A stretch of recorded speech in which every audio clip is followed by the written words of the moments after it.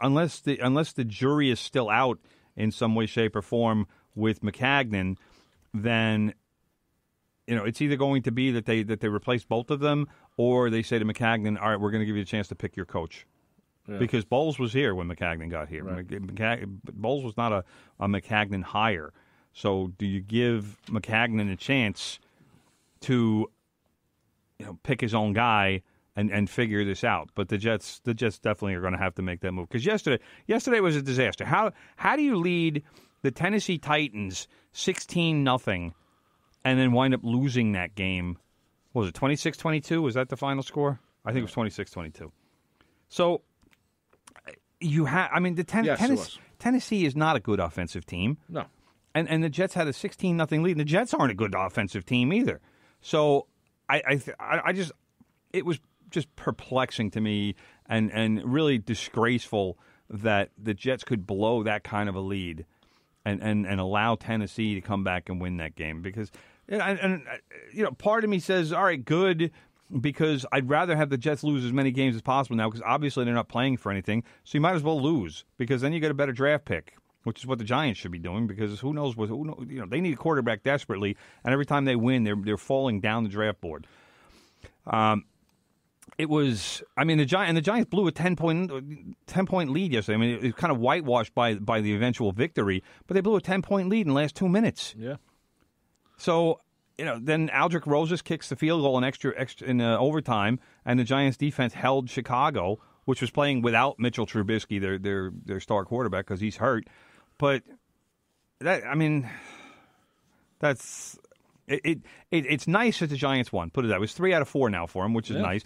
But overall, it's bad because they're not going anywhere. If they finish, I know they're not going to finish 8-8. But for an example, if they wound up finishing 8-8, this season would be a complete disaster.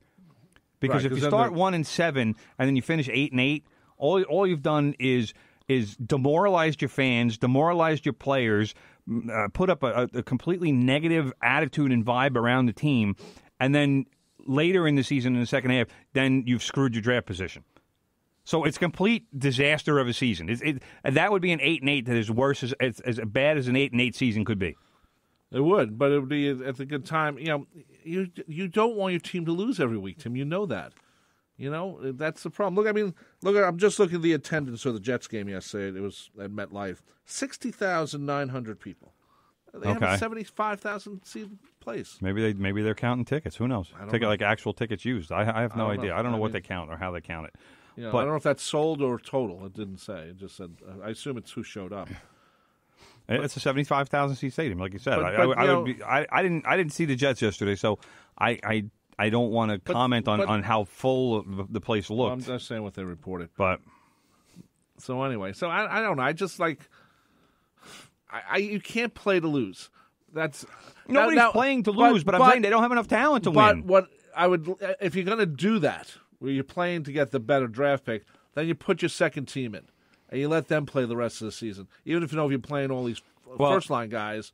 Sam Darnold is probably going to be back this week. Yes, it looks like that's what Bowles indicated. Coach Todd Bowles indicated that Darnold would be back in the starting lineup. So just from that standpoint, you need to play your first string guys because you need to protect Sam Darnold. Well, you can't put second string linemen in front of Sam Darnold because then he'll get killed. Well, that's true. So that I think part of and I don't know this for a fact. I'm speculating, but I think part of Sam Darnold not playing yesterday was, I'm sure, number one, he wasn't 100% healthy. Right. I think he's probably close to it. But number two is the Bears have Khalil Mack, who is one of the most dangerous defensive players in the NFL. And I'm sure they didn't want even a mildly limited Sam Darnold getting chased around by Khalil Mack. If the Jets were in the run for the playoffs, I think you would have seen Darnold. But, probably. But because they're not even close, why have him get hurt? That's what I said on last week's show, is that unless Darnold was 100%, he's not going to play until the Jets coaches, trainers, medical people, everybody, until he is absolutely 100%, he is not going to play. Well, that's what I said. I think there's no reason for him to play. I think that's where we are right now. Is that if he was probably somewhere 95% or whatever for this week's game, I think by this time next week he should be ready to go. I hope so. I like the guy. He seems like a good guy. I want him to do good. Who, Darnold? Yeah. So, anyway, quickly, college football was actually a pretty big week this weekend, actually. And I normally don't follow it, but actually I caught part of the Georgia game. Oh, yeah? Yeah, just a All little right, bit. brother. Look at him. Yeah. Yeah, getting there with the remote control. Yeah, well, yeah, I was saying, let me see what's going on here. All right. So I watched a little of it. I like it. The playoffs are set, brother. We have college football playoffs. They're ready to go. Hard to believe. Number 1 seed is, to nobody's surprise, Alabama. Roll Tide. Rolling Tide. They defeated Georgia on Crimson Saturday. Tide. Oh, rolling Yeah, Tide. well, that's what they say. Was Joe Namath there? All those rednecks in Alabama. Roll Tide. Roll Tide.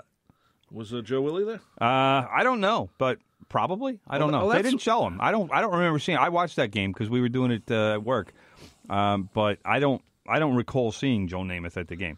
But here's the big deal for that game is that Jalen Hurts wound up finishing the game and winning the game for Alabama, and he's the quarterback who was replaced this season by your boy Tua.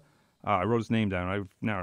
Tua Tagovailoa, whose name is everybody just calls him Tua. He's like Pele now already. Oh wow!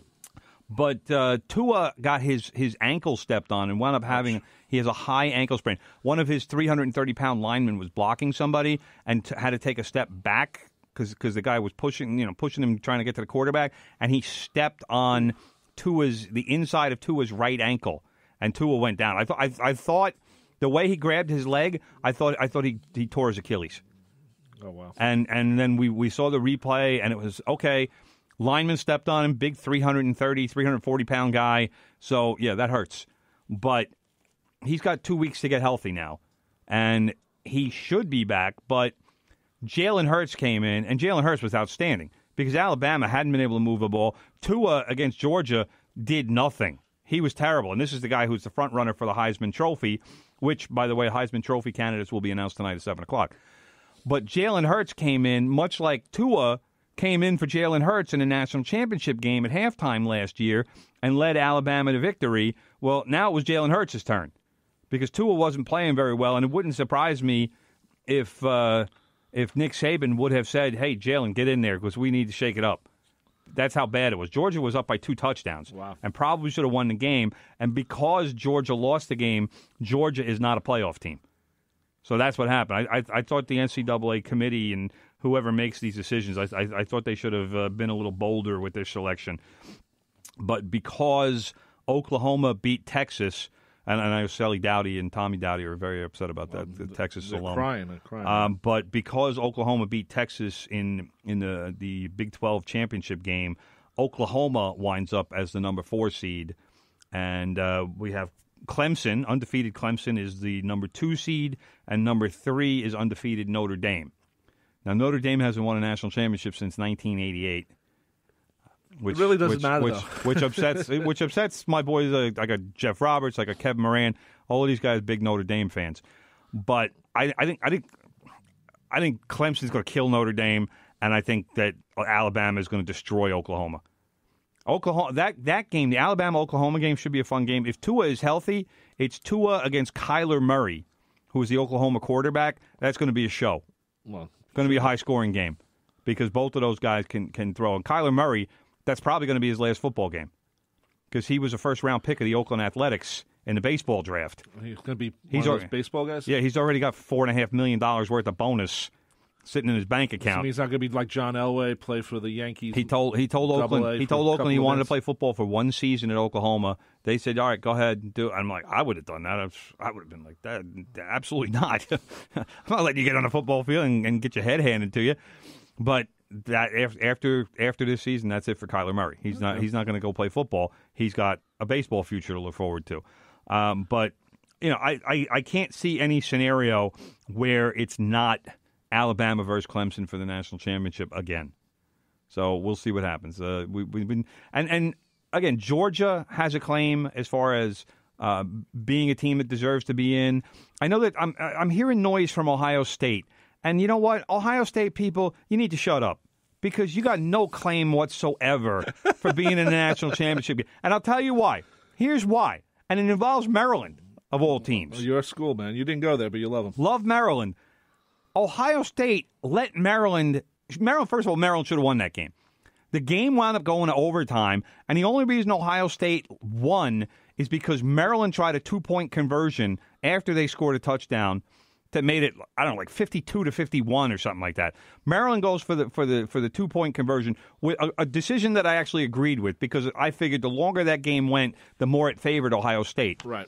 And Maryland's quarterback had an open receiver and just missed him. Otherwise, Ohio State loses that game. So you can't tell me, Ohio State, that you deserve to be among the last 4 teams in the country because you're not better than Georgia. That much I know for a fact.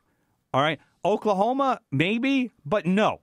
So sit there in number 6 or number 7 or wherever you are. I might even put Central Florida, undefeated Central Florida, ahead of Ohio State. But Ohio State in the playoffs this year, you got to be on drugs. There's no way. But that's part of the problems with the whole football playoff system. You're always going to have something. They need to add another level. They need to either go to 6 or go to 8. And give the top. If you go to 6, give the top 2 teams a bye. Right. Have 3 play 6 and 4 play 5, and then they move on to play 1 and 2. But or you just go to 8 teams and have 1 versus 8, and then just keep have them play games. 8 teams would work better for television purposes, but at the same time, it's always going to be the same people. It seems, Well, that's for now, I mean, that's just how it is. Yeah. That's I mean, it's only been 5 years worth of playoffs. Alabama is good for 5 years. Clemson's been real good for 4 years. So. Right. And these teams are just building on their success. So that's what happens. Read number 52, brother. 52? Yes. That would be NCC Forum, brother. That's Thursday at 3:30. Learn about the different department, club, or person here on the Nassau Community College campus. That's hosted by Kevin Boston Hill. We're talking about NCC Forum Thursdays at 3:30 p.m. Right here on 90.3 WHPC, the voice of Nassau Community College. By the way, today is Monday, December 3rd. Nassau Community College is honoring World AIDS Day. From 11 a.m. to 2 p.m., the Health Studies Committee will be in the CCB building with information, resources, and giveaways. The virus has killed over 35 million people, with another 34 million who are living with HIV/AIDS today. Visit ncc.edu for more information about World AIDS Day at Nassau Community College. Coming up next at 10 o'clock, Big Ed Newlands with the Good Gold Show. Anything we have to say before we leave, brother? Greg Berhalter of New Jersey is the new United States men's national team coach. And NYCFC, your team, their striker we should say soccer, please. Yes, soccer. U.S. men's national team. That doesn't mean anything. Yes. It can be field hockey. And NYCFC striker, your boy David Villa, has announced he is leaving the club to join Japanese club Vissel Kobe. Big money in Japan for soccer players. Really? Yes, very big. And also Tyler Adams of the Red Bulls will be transferred to Red Bull Leipzig of the German Bundesliga. Big move for him. He's 19 years old. It's good. It's a good move. It's good for his future. It's good for American soccer future to have a kid in the Bundesliga. Okay, that's important, I guess. I yes, don't know. it is. Anyway, it is. That just about does it. Big Ed's coming up next with the Good Gold Show. You love the oldies that they don't play anymore. Well, Ed's got them for you. At 12 noon, the oldies continue, but with another guy. Colton Murray takes over with the original retro mix. And then at 2 o'clock, they do more oldies, if I'm not mistaken, right? Two, yeah. So keep it tuned here to WHPC. Some great programming. You want to find out about it, go to nccradio.org.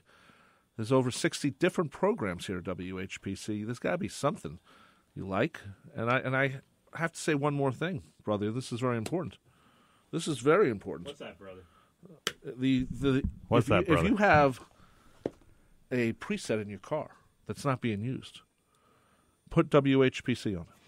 That's all I have to say. You want on there if you have a preset that is being used. Get rid of those other trash stations. Yeah, you don't need those. So just do that, and you'll have us there, set, ready to go.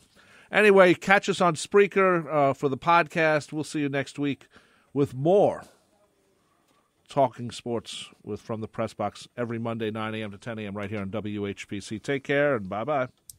Music history. Go ahead. Ask me anything. What was the #1 song this week in 1967? I don't know. That was like 50 years ago. I guess it was a Beatles song?